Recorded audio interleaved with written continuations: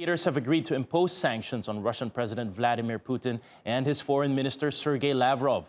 It's a largely symbolic move that builds on restrictions announced by the bloc together with its allies in the US, Australia, and Asia. Let's take a look at the other penalties that have been unveiled so far. Now, the US government announced it's blocking Russia's VTB and Sberbank's ability to buy and sell US dollars. They're among Russia's largest banks with millions of domestic clients. Washington had earlier slapped similar sanctions on two smaller banks that are primarily used for transactions by the Russian military. But Moscow has amassed reserves worth more than $600 billion, much of them in gold. And its central bank is pumping money into the financial sector to help stave off any cash shortages. The US, Japan, Taiwan, Australia, and other countries are also halting some exports to Russia, including military hardware, aviation technology, and semiconductors. Russia and Ukraine are major suppliers of neon gas and palladium, both key components of microchips, and any restrictions could worsen the global chip shortage.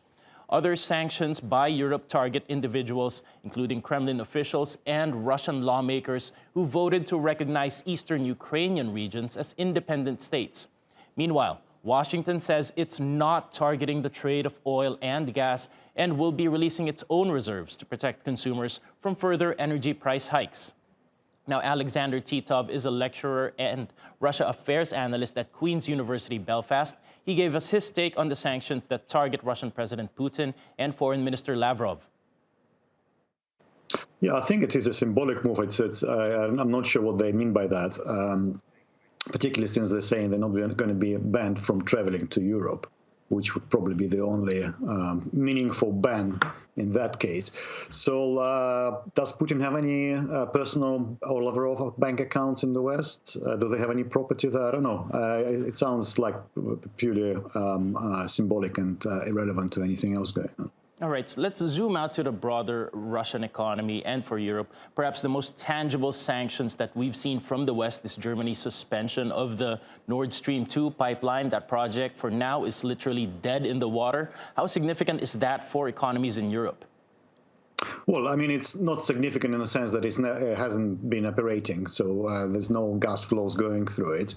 But you know, going forward, I mean, the companies which spend money on it, we're going to lose it. Now with Ukraine, don't know what's happening in Ukraine. I think the gas is still flowing through from Ukraine for now. But you know, Nord Stream 2 was designed to replace that. Most of the gas flows via Ukraine.